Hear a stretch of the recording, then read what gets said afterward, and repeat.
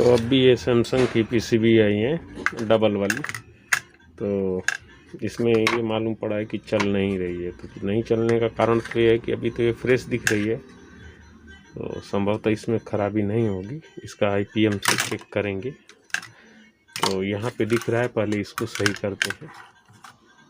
ये उड़ा हुआ है फ्यूज, तो यानी इसका एसएमपीएस नहीं, पावर सप्लाई बनेगी तो भी नहीं चलेगा। और ये फ्यूज उड़े होने का मतलब है कि यहाँ पे अलग से फ्यूज भी लगा करके वायर जोड़ करके इसको चलाने की कोशिश की गई है। तो ये जो ब्रिज है ये शॉर्ट है, तो अभी मैं इस ब्रिज को निकाल लेता हूँ, फिर आगे जैसे मैं प्रोसीजर करता हूँ, क्योंकि यहाँ पे शॉर्टिंग बता रहा है तो आगे शॉर्टिंग रहेगा ही। और इसमें कोई बहुत बड़ी बात नहीं है, एसएमपीएस जैसे बनाते हैं वैसे ही एसएमपीएस का ये है। तो इसको मैं कोशिश करता हूँ कि पहले इसका एसएमपीएस सही कर दें। तो अभी मैं इसको निकाल दिया और सॉर्टिंग विधि से इसको पहले चेक कर लेंगे कि इसमें सॉर्टिंग आगे है कि नहीं। तो ये पॉइंट है इसका, तो यहाँ पे चेक करेंगे। तो मल्टीमीटर में आप देखेंगे कि यहाँ पे कोई सॉर्टिंग नहीं शो कर रहा है। तो ये हो गया कि आगे सॉर्टिंग नहीं है, तो हम इसको लगा लेते हैं ब्रिज रेक्टिफायर।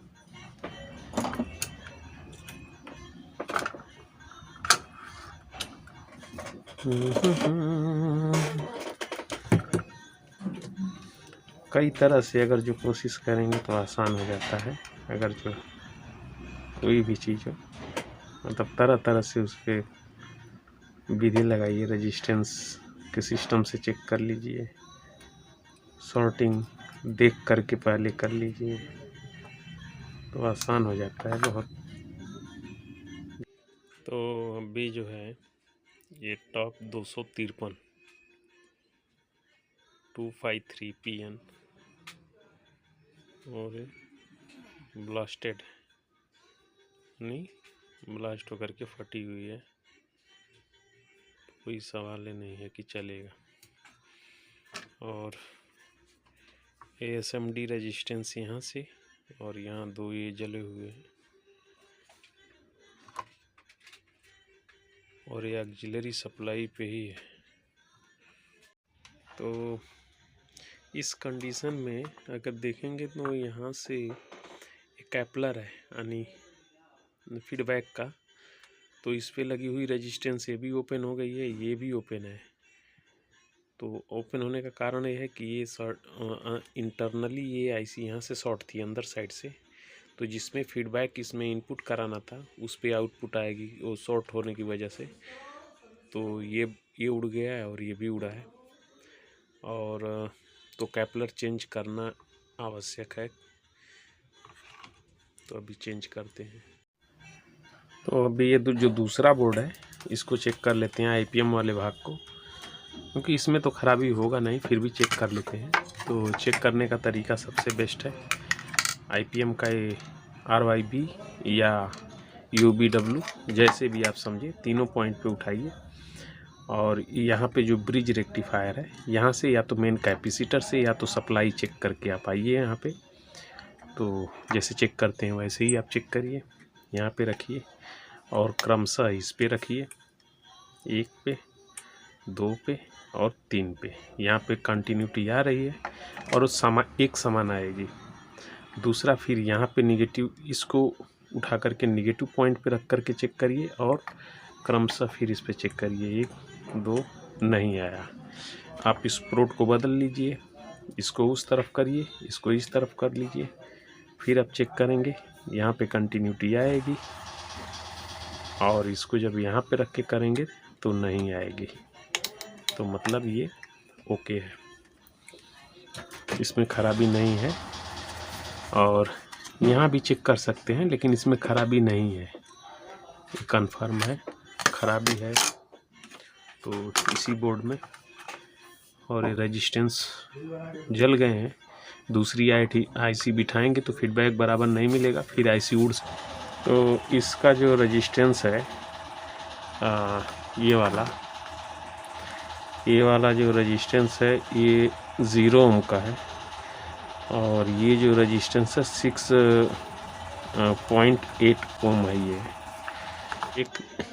एक रेजिस्टेंस तो 6R8 ये मिल गया, 6R8 एक। अब दूसरा मुझे 0 नहीं मिल रहा है, तो 0 के लिए मैं किसी पीसीबी से निकाल करके ही इसको वापस लगाऊंगा। देखो, भले ये दिखने में लगता है कि यहीं से डायरेक्ट इसको करा दें, पास करा दें, करा सकते हैं, लेकिन ये आगे समस्या खड़ी कर सकता है। तो इसके लिए कोशिश करिए कि 0 ये सब रेजिस्टेंस मिल जाता है आपको। SMD का लेने जाएंगे तो ऐसे टुकड़ा टुकड़ा कटिंग करके, अब तो हर एक दुकान पे अवेलेबल है। तो इसमें 1 ओम्स है, लेकिन 1 ओम्स मैं नहीं डालना चाहता हूँ, मैं 0 ही डालना चाहता हूँ, क्योंकि बहुत सी पीसीबी में मिल जाता है आसानी से। तो मैंने ये रेजिस्टेंस जो है 0 ये डाल दिया, और 6.8 R ये भी डाल दिया। कैपलर को चेंज करना ज़रूरी होता है, क्योंकि ये वैसे भी ख़राब हो गया था, तो मैंने चेंज कर दिया इसको। वैसे चेंज कर लेना चाहिए, अगर जो फटका मार करके अगर जलती है बड़ी आईसी, ये अपना अगर ये आईसी फट जाती है तो उस समय इसको बहुत ध्यान देना पड़ेगा, फीडबैक वाले साइड को। SMPS में, कोई भी SMPS हो, क्योंकि ज़्यादा वोल्टेज की वजह से ऐसे अगर ये फटती है तो फीडबैक, जिसमें फीडबैक इनपुट लेना होता है उसमें भी आउटपुट निकल जाता है, यानी हाई वोल्टेज जाएगा तो नुकसान करेगा। इस तरफ तो नहीं होगा, क्योंकि ये कैपलर ही बना इसीलिए रहता है कि इस तरफ ना जाए। तो इस तरफ जितने भी अगर डैमेज होता है तो ये इंटरनली जो कैपलर होता है सेकंड साइड का, जो रेजिस्टेंस क्रिएट करता है, वो ख़राब होता है। तो चेक करने में आपको बराबर दिखेगा, लेकिन आप प्राइमरी चेक करोगे ना उस तरफ वाला, इस तरफ वाला तो चेक नहीं कर पाओगे, बिना पावर दिए तो चेक नहीं कर पाओगे। तो ये प्रॉब्लम रहती है, इसके लिए इसको चेंज ही कर दीजिए। तो अभी मैं इसको भी डाल देता हूँ, आईसी को, ये नई है तो डाल करके फिर आगे बढ़ते हैं। तो अभी ये मैंने आईसी भी लगा दिया इसका, तो लगा करके कनेक्शन भी कर दिया है। तो अभी ऑन करते हैं और देखते हैं। तो ब्लिंक करने लगी LED, और दिखाता हूँ जो वोल्टेज होना चाहिए। तो स्वाभाविक है कि जब यहाँ पे एक ही सप्लाई दिख रही है तो 12 वोल्ट ही सप्लाई एक आउट हो रही है, 4.9, मतलब ये सप्लाई इसमें बाहर हो रही है 5 वोल्ट की। तो इसको चलाने के लिए, और ये ब्लिंक अभी करने लगा। तो मैं ब्लिंक नहीं देखता हूँ, क्योंकि ब्लिंक करने का मतलब है जब यहाँ पे कुछ कनेक्शन है ही नहीं तो ब्लिंक तो करेगा ही। तो चलिए कनेक्शन पूरा करते हैं। अभी मैंने कनेक्शन कर दिया, यहाँ पे देख रहे हैं कंप्रेसर जो है, और इसमें मल्टीपल बनाया हुआ है कि कोई और भी चेक करना रहे तो उसको भी हम चेक कर लें। और ये कनेक्शन अभी मैंने सब व्यवस्थित कर लिया है, जो जहाँ पे चाहिए वहाँ पे कर दिया। तो चलिए इसको स्टार्ट करते हैं और फिर देखते हैं। मेरे पास फेक वीडियो में नहीं करता हूँ, और ना ही करने की ज़रूरत पड़ती है। तो आप देख रहे हैं अभी मैंने थिनर से साफ़ नहीं किया है, इसको थिनर से क्लीन कर दूंगा एकदम, तो थोड़ा देखने में अच्छा लगता है। और ये वाला इसलिए नहीं इसमें लगा है कि इसमें पहले से ही लगा है सेंसर, तो इसको नहीं लगाया है। मतलब बोर्ड के साथ में लगा है, नहीं तो बोर्ड ही आता है रिपेयर के लिए, तो इसके लिए सेंसर इसमें कंप्लीट करके रखा हुआ है कि कभी भी ज़रूरत। तो चलिए चालू करते हैं। तो मैंने चालू कर दिया अभी, आप देख रहे हैं कि लाइट भी जल गई, बंद हुआ, और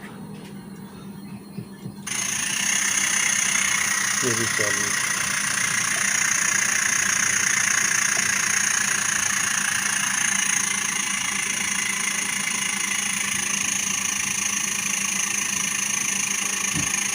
तो ऐसे ही रहता है।